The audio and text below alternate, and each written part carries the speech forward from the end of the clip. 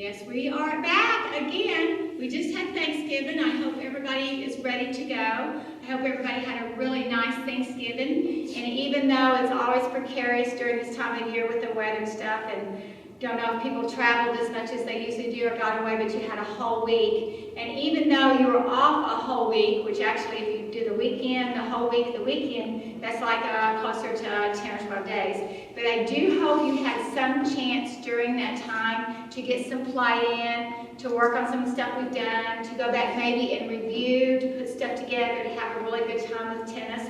Because remember, we have so many things going on that we showed you how you can still do some stuff at home. I saw a really cute video clip of some kids playing tennis in the house. And what they'd done is they'd set a net up, which was really funny. They were paper towels.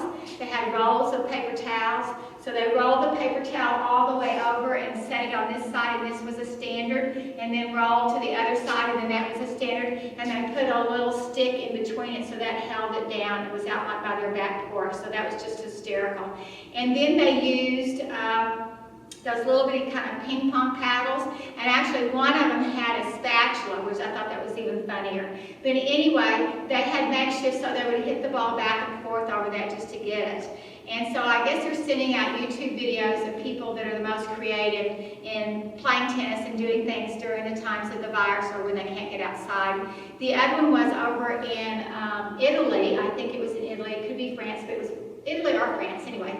And these were two apartment buildings, and these two girls grew up and they knew each other, and the apartment buildings were really tall, and they were on different floors, like on the 8th floor with little verandas, and they were hitting the ball back and forth to each other, so like giant volleys that were, 20 feet or more apart from each other in these apartment buildings. So that's absolutely adorable that they put something together like that. So I think the thing that I'm getting at is there's almost any way to practice something about tennis.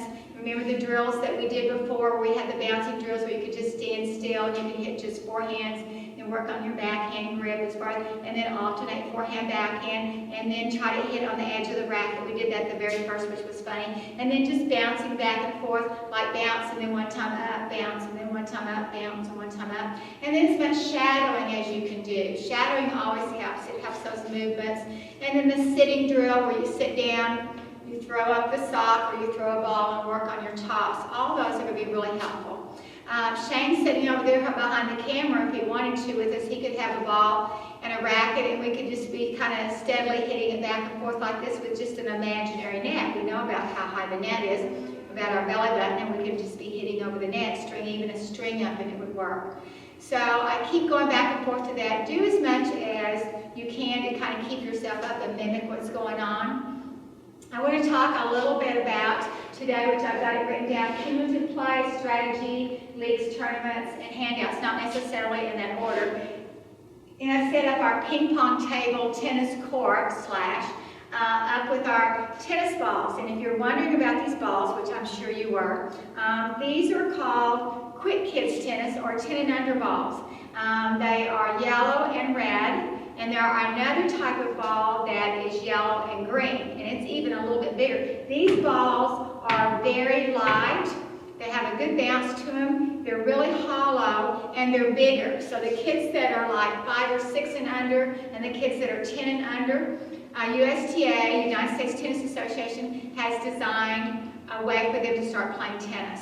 They have shorter rackets, and they have bigger balls, and so the balls have a nice bounce. They don't come to you quite as quick, they bounce slower, they bounce steeper, so the kids have plenty of time to hit them and get to the balls. And they have a bunch of stuff that they work with cones, so that the kids can work about hitting with the cones, so that they have places to aim to or places to run to or go to. So they'll say, run to the purple cone and hit a forehand. And then they'll say, run to the orange cone on the other side and hit a backhand. So they have things that they do. Or where the orange cone is, that's where you're supposed to hit ground strokes. Where the purple cone goes up, that's where the serve has to land. So they have all of this marked off in different areas. Our chairperson, we've talked several years about this, and we keep going back and forth on this. We're talking about if we finally get our courts refinished or paint again, about possibly painting the different areas different colors. So everything that's in the back where no man's land is, so we're going to paint it orange. And then this right service box will be blue, and the left service box will be red. This service box over here on the right will be green, and this service box over here will be yellow. And then on the back over there, that no man's land back there will be purple. So that each part of the court is a different color so that you can associate the parts of the court that are where you play tennis. The alleys will be a color all the way down. So it's a really neat teaching concept for adults learning to play, for kids learning to play, etc., etc. And I might mention that when the kids play, their court is called, right here, and it says Quick Kids. It's a 10 and under court, and their lines are smaller. So you'll see a court that maybe instead of having the white lines, they'll have blue lines like this, and they'll be shorter in length and a little bit shorter in the width. They use the same service area, but the playing area is not as long or not as wide. The net's the same also. They don't lower the net for it, so the net stays the same. But this gives you an idea of how you incorporate different types of play. So I'll kind of jump down to this area down in here. Also, too, we're after Thanksgiving, we're coming into closing into the 1st of December, and they'll have a lot of Christmas tournaments around here. Hearst Tennis Center, Richland Tennis Center, some of the leagues, they'll set up play for fun, and you can always see what they're like, see who they're playing, see what types of groups they're going to be, see if it's, they're always fundraisers. The one we do at Richland is tennis and toys. So the entry fee are brand new toys for kids for Christmas. The one at Hearst, I think, is a food drive type, things of that sort. We usually had here one at the school. We usually had ours in October, which was for breast cancer. So we saved up and used some of the money there and went to the Cancer Cares downtown and then to help our Tennis on Campus group. So UST sponsors a lot of these type of tournaments. Tournaments have different types of play. Sometimes it'll be just men's doubles, just women's doubles, or usually mixed. Very rarely does it have singles of it by itself because they want groups of people to come out and play. So just have to see how the weather goes and to see what having to do with the pandemic and stuff, everything that's on, but there's plenty of that stuff all the way around. This is also the week that I want you to go in on. I have also posted at the very first time out, I posted the 2 professional events, which was the Nadal-Djokovic match and Serena Williams, one of her matches. So those are 2 top, 1 women's and 1 men's professional singles matches. And I want you to be reviewing those this week along with the other stuff we've talked about. And those are going to be your 3 summarizations, regardless of which one you pick. I mean, you could do both of them if you want to, but that's what your summarizations are going to be along this week. It's telling me about the matches and how it affects and this stuff, because it'll talk about tournament play when you see these matches. So I want some tournament information. It'll talk about strategy, and it'll talk about the cumulative play. We're going to go over that today before we get to the last part, which is our handouts. Cumulative play means that you put all of your aspects of the game together.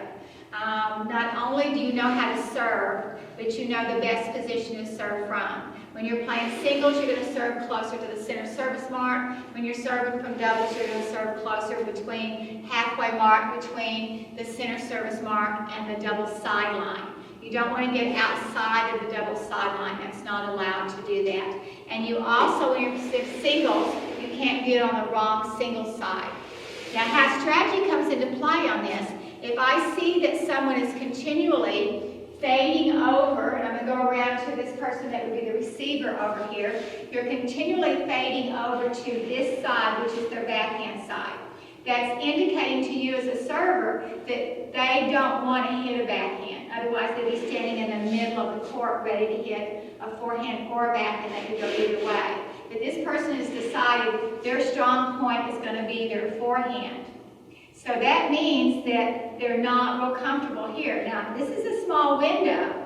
You don't have a lot of room to serve to the backhand, but that gives you a good chance to say, I want to serve towards their backhand, or maybe short towards their backhand, or maybe I want to serve an angle shot towards this outside forehand side. Even though they said that they want to hit a forehand and not a backhand, that's a lot of area that they've left open. Okay, so you, as the server, use your strategy to see the best part to put the serve in.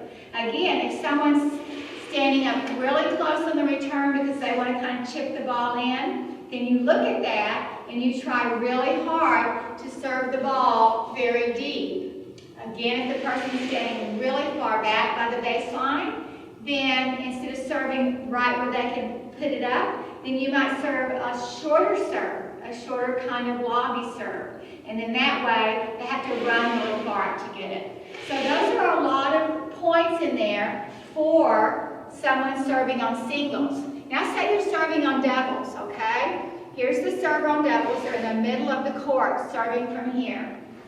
This is the person returning, okay?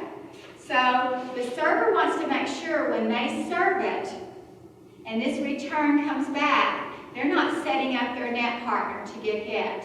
So they want to make sure that it moves this returner around. So doubles is a little bit different strategy. The doubles person wants to move the returner around, because the more they move this returner around, the harder it is for them to make a winner off of their return. So this is all strategy having to do with the server. Okay, let's flip it around and talk about strategy that has to do with the person returning. Okay, the person returning is watching the server. Let's go back to singles right here. Okay, they're serving from the singles center mark, but what happens is when they come off the center service mark, they don't move at all. They wind up inside the court. So this person as a returner has this whole area to return in, all the way down this line to pull them out to the back end. They also have this whole area, which is shorter in the court, a shorter angle area. So the returner, first of all, just like the server's first thought is, I must get my serve in. That's it right there. I've got 2 attempts, 2 chances, but I must get my serve in. The first thought on the returner is also the same. I must get my return in. Because even if it's a winner, it has to go over, meaning he hits the most perfect shot that goes long, the most perfect shot that goes wide, the most perfect shot that goes on the net. It doesn't matter. The whole emphasis is the very first thing you have to think about, can I get this shot in? Then the second thing is, where do I put it that they can't get it? So strategy on the server part, now strategy on the person that's returning or receiving the ball. If that person continues to stay back, then you hit the ball short to make them come up. If the person stays back, but can move side to side, then you want to hit behind them. If they move over to the backhand side, then you hit behind them because it's hard for them to turn around and get back. If you keep hitting to the same side, sometimes that wears them down, but also sometimes that makes it easier for them to set up and get you out of the way. So you have to look at that 2 ways. But it's better to hit behind them for them to have to change direction. It's better to hit short to them that they have to move. It's better not to hit straight back to them unless you hit so deep it's right at their feet and they don't have preparation time. That's when the server's going to need to move back enough that he has time to return it. So that's talking about strategy on serve and return. Once we get past the serve and return, then we're ready to rally. That's our rally play, put the ball into play. So then we're always looking for an opening. We need to be patient enough to be able to execute what we need to win the point. Patience, a lot of times, getting the ball back one more time, those 2 things will probably win you a point over the person that can just rip it and hit it and get a winner. Winners versus unforced errors are really off and often skewed. So the steady player, the one who gets every ball back one way or another, the person who gets the ball into play, they'll have more winning points than the person that's just a one-hit wonder, so to speak. So develop your strategy, develop the fact that you're always going to get to a ball and you're always going to try to put a ball back into play. And once that comes up and you've got that all the time, think about not only am I going to put it in play, I'm going to try to put it into play where they are not. The only time that it's an advantage to hit it to the person or at the person, and I don't mean to try to hurt them, but to them or at them where they can't get it with their racket, that would be when that person is out of position. I know that if this person has not gotten ready on the baseline, that a deep shot for me is going to make a big difference. I know that if they got too far behind the baseline, a short shot is going to be really hard. So remember what we talked about short shots? When you draw someone in, this is the perfect time for you to lob over their head. That's usually your first choice. And the lob to the backhand is the hardest shot to return. So, and also, the lob from corner to corner is hard to return. This is when the elements come into play. Is the sun in their eyes? Yes, you got it made. Is the wind a factor? Yes, you have it made. There are a lot of things that will help you along with that. But strategy will come into play when you draw them in. You don't want to draw them in thinking that, oh, now I'm going to hit back to them. You want to draw them in to either get over them or past them. That's what you want to do. And then when this person comes in, hopefully their strategy is they come in and they hit such a nice what's called approach shot. Remember we did that day with Peter? We had him do a short shot approach. We had him do an overhead with a short lob. And then we had him do the backhand bump. When this person approaches, they want a good approach shot that they have followed into the net. Because now they are on the advantage. They are taking advantage of it. They are in the, to where that they are on the offensive, not against them, but they're offensive. They're not defensive now. Their approach has made them offensive. This person lobbing back has become a defensive player. They need more time. They need to get it over their head. So don't approach as a defensive person. Approach as an offensive person. So all of those put that into play. Once this person makes their choice on shots, then it comes to where you're thinking for the opposite person to make the next choice on shots. That's why you always want to be prepared and to think ahead. Another thing is, and we talked about this at the very first, each time you hit a ball, the server has hit a ball, the returner has brought it back, now it's a rally going back and forth. As soon as this person hits the ball, my racket's already back and ready. Not when it passes over the net, but as soon as they hit it. When it passes over the net, sometimes it's almost too late. So as soon as it's hit, then I want to be ready to set up my scenario.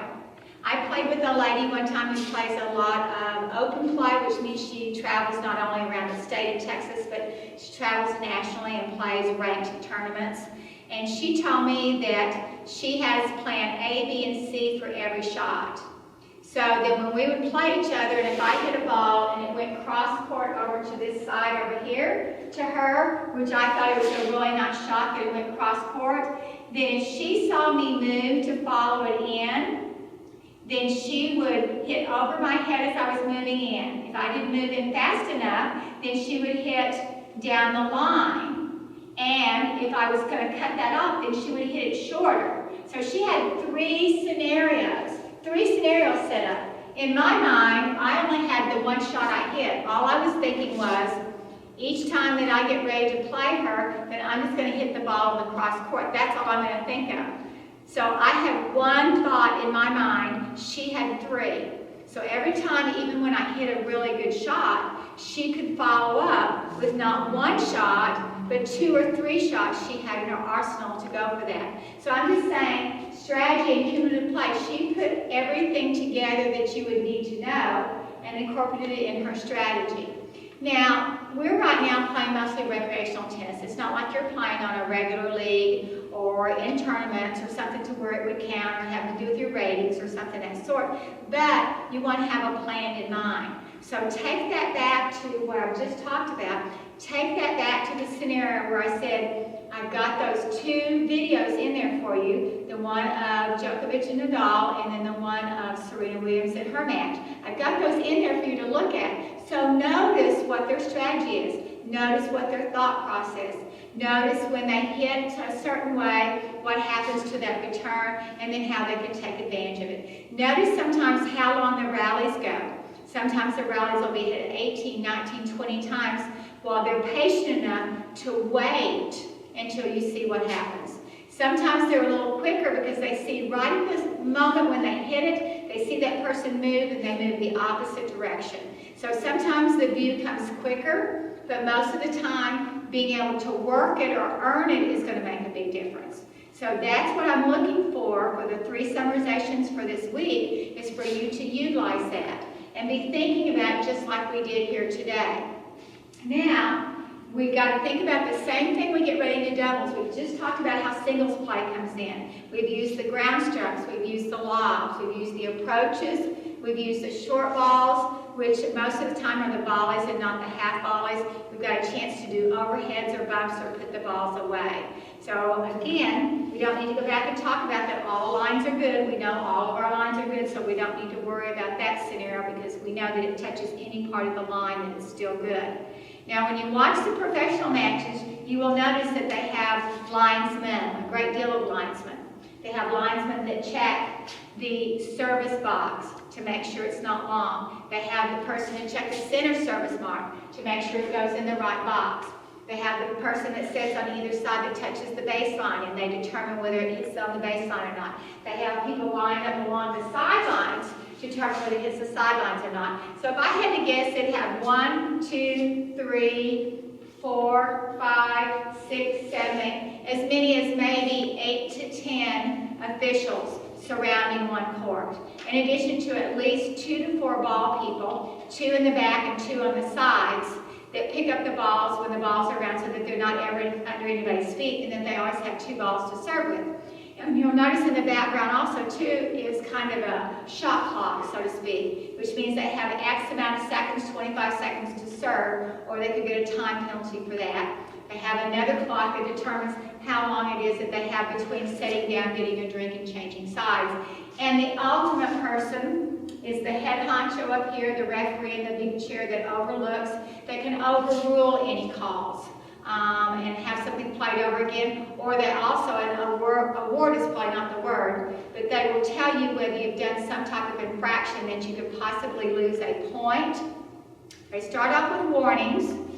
You get 2 warnings on something, and it could be racket abuse, hitting your racket, it could be throwing the ball, if we did something of that sort. See how potentially serious it is. They could have penalties and they get fined, so they have to pay money. They could get penalties and then they would lose a point because of that. If they get to where they lose a point, then the next penalty would be they would lose the game. And obviously if they lost a game and they went from there, they would have to forfeit their match, their set or their match. So there's a lot of infractions going on. The rules and regulations, like everywhere else, has increased. Sportsmanship is huge in tennis like it is in golf.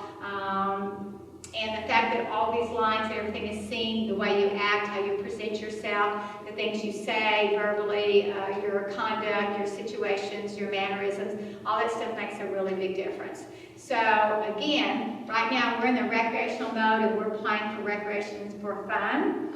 So you can just about do anything that you want to do when you get ready to play. There's times where I've come out and we've played, and what we've done is we're only going to play on half the court. So here we are, I'm serving, my opponent, the person I'm playing, is returning, but we can only play on this half of the court, only on the right-hand side of the court from where the server is. That's it, only that court. So every time I return a ball, it has to be over there. And every time they return a ball, it has to be back here. So all the rally has to take part in this half.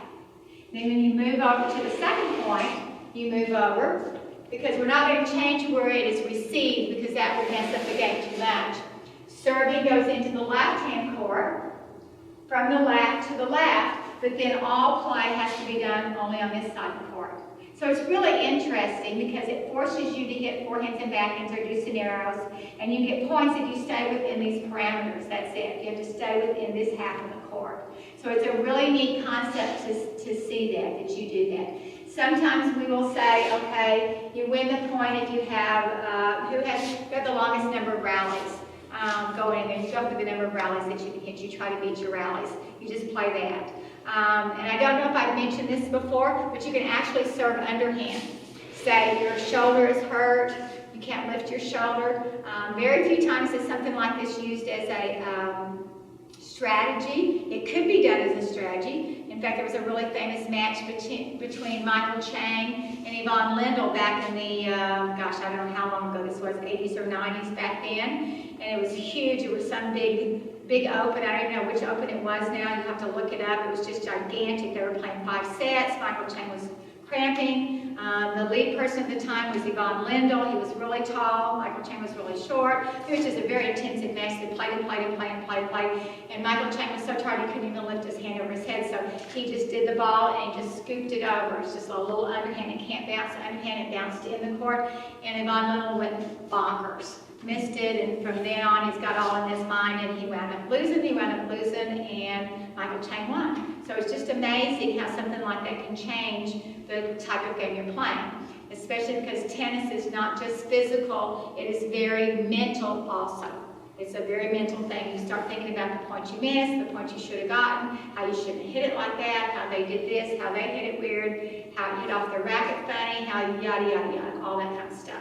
And then that starts getting into things like when someone accidentally double bounces, but they don't call it. That's always hard. Someone carries the ball in their racket, and it's a double hit, but they don't really call that. Sometimes it accidentally touches them or hits them, and the person didn't really pay attention that they did, and it's called it out anyway. So a lot of things enter into that. But I want you to know as you're playing now, this recreational part that we're playing, that you can play along the rules of what you want to. You can change the game to fit your needs and what you want to do for that day or for the enjoyment of the people playing with you. If you're not all the same strength players or if you want to help somebody out, there's so many ways you can change the game around and play. You could even serve 1-2 and then everybody switch around and serve 1-2, everybody switch around, serve 1-2, everybody switch around. You can do anything that you want as long as you have rules, some kind of parameters on there. You know, that we're going to play. This is what we're going to play. I played with a friend one time who had, I can't remember if she had hurt her back or her knee or something like that, so she couldn't run. So every time we played, we all played double bounce. Every ball had to bounce twice. You couldn't take it in the air, and you couldn't take it on a single bounce. So everything had to bounce twice.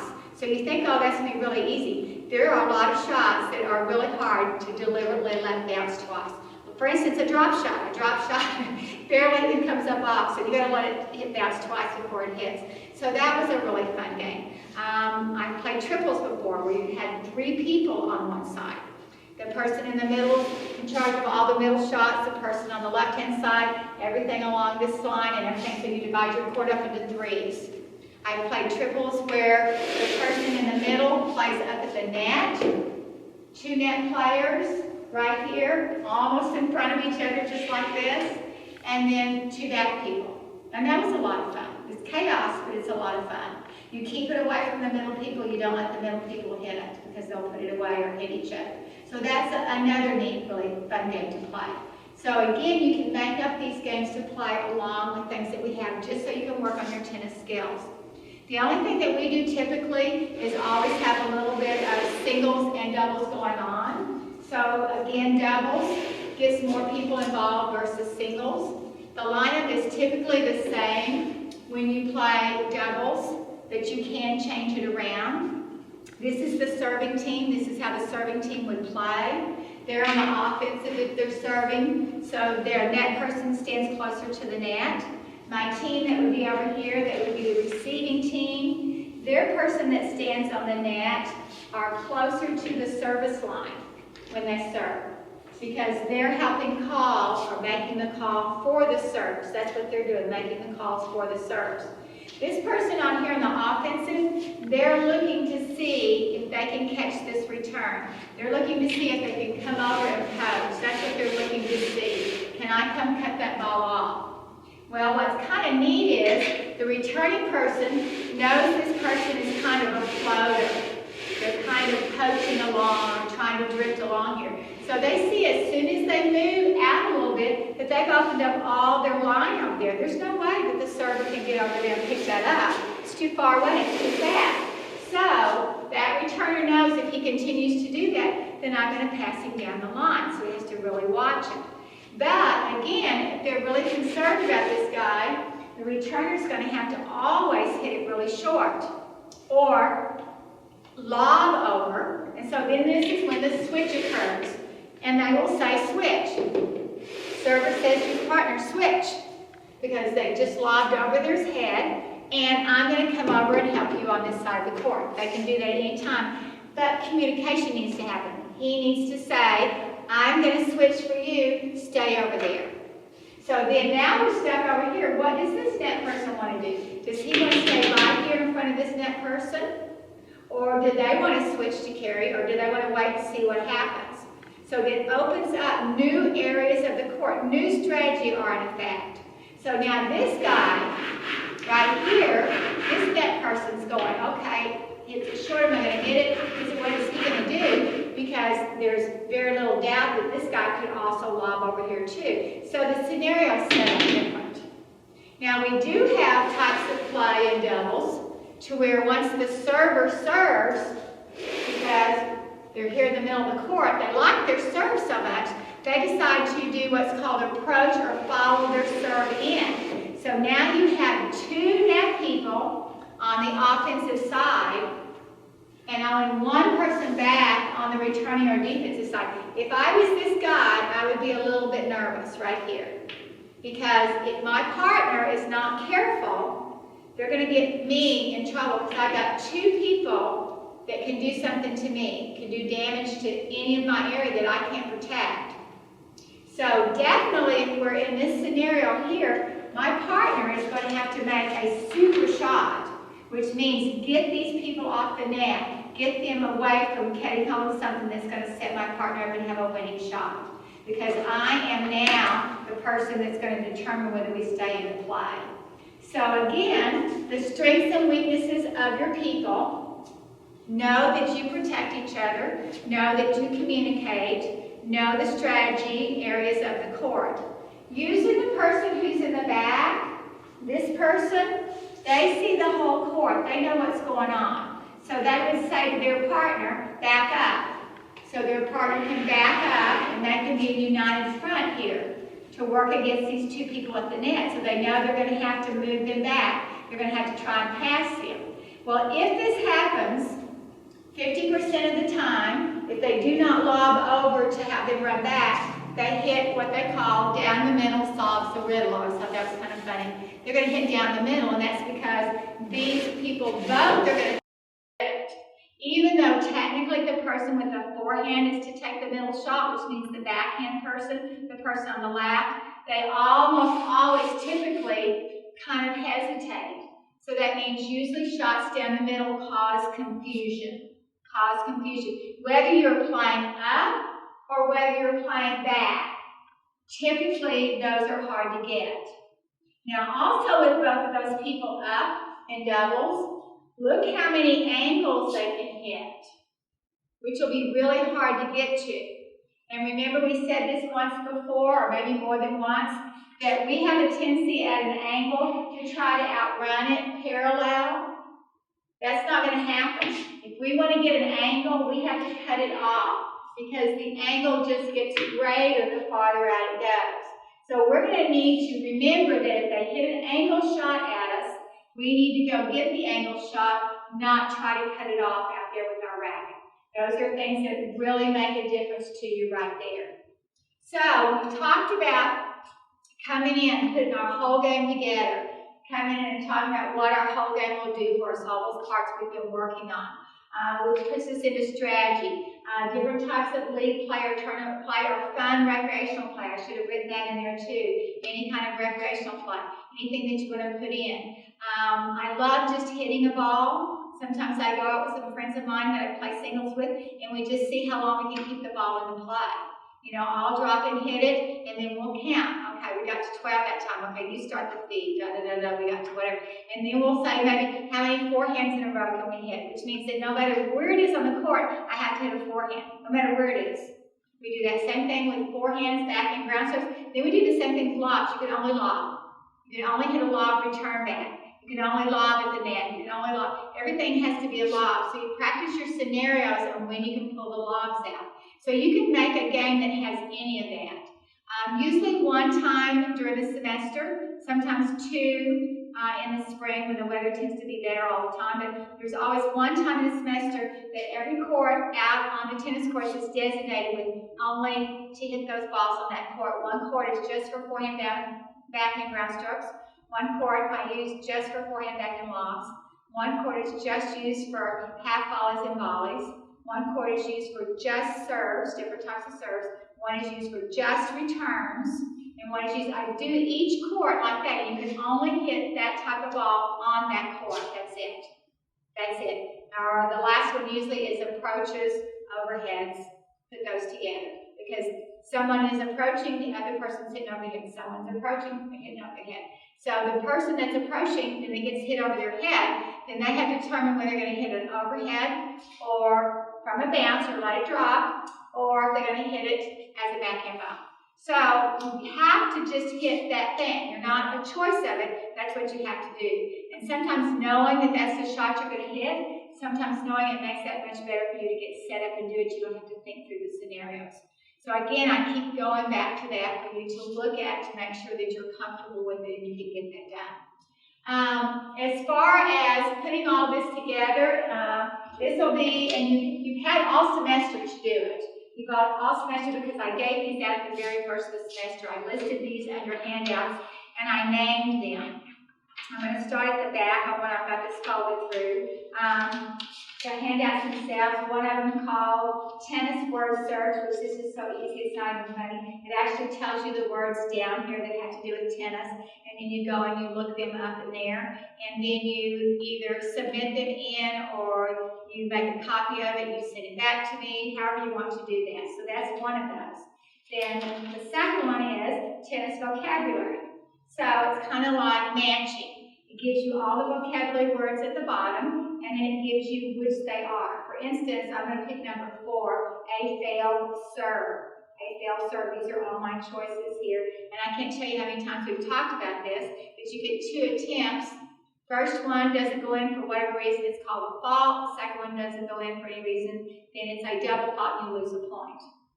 So that would be false, so that answered that. So that's all you have to do on that one is just match the vocabulary to it, which you should know that by now. This next one is a smaller crossword puzzle. Okay, so this is really easy to do because it's a smaller one. It just has just a few terms that we've been doing. And so you can see what's across and what's down. You know, I'll pick one that I know that you already know. I'm going to pick 5 down over here. 5 down says a score of 0. And I know that I gave you that handout the first, or put it in share class. It said 0 equals love, 1 point equals 15, 2 points equals 30, 3 points equals 40. So right here in this square, going down, number 5, a score of 0 would be love, L-O-V-E. And then that sets you up for whatever goes 9 across. You already know it's going to start with a V. So that's your smaller of your tennis crossword puzzle. Then you get in with your tennis challenge right here. So again, this goes by everything we've been doing. You should have these like in your memory now. You do even have to study for them. And I'll pick just like a number 9 right here. Number 9. I like 9 for some reason today. A return made by hitting the ball before it bounces. So that means a ball in the air. And it didn't mean a return of serve. It just meant when someone hit the ball to me, I'm returning it. If it meant return of serve, off the serve, it would have said that, return of serve. So this is a return made by someone. Someone hit me the ball. I hit it back, but it didn't bounce first. So my choices are smash, 40, deuce, or volley. So we've talked about this. A short ball that has a short hop or short bounce is a half volley. One that's hit in the air that has no bounce is a volley. And then the last one, because these are worth a cumulative of 40 points. There are 5 of these, and they're worth 8 points each, so these are worth 40 points. 40 is a lot of points. So there would be absolutely no reason not to do these and turn these in. Absolutely none. So you need to do this. You'll lose 40 points if you don't do it. So, tennis crossword, this one is quite a bit harder because what it does is it goes in and asks you things that maybe specifically we haven't talked about in class, or maybe things that are a little bit older that have happened around. And some things that don't actually make sense to you a little bit. For instance, it says right here, piece of tennis equipment, and it's got 5 squares, and there's nothing going one way or another to give you a hint of it. So a piece of tennis equipment. Let's see, grip is G-R-I-P. Well, that's only 4 letters. Let's see, handle, H-A-N-D-L-E. That's 6 letters. So I'm looking for something that's got 5 letters. String, S-T-R-I-N-G. That's again 6 letters. So you're going to have to go in and look this up because this is one I'm not giving you today because I gave you all the others. So this crossword puzzle is a little bit harder to do. It talks about, I think one of the questions is, what was the original tennis balls first made of? These are felt. Felt. What were the first tennis balls made of? I'm not going to tell you that either because you need to look it up. So anyway, so this is felt. So different things like that are coming up. I will have some extra credit stuff at the very end of the semester, some specialty stuff, which I think I've mentioned some of this stuff. How many tennis ball cans are used in professional matches? I remember I said that. What was the longest tennis set that lasted that's ever been recorded?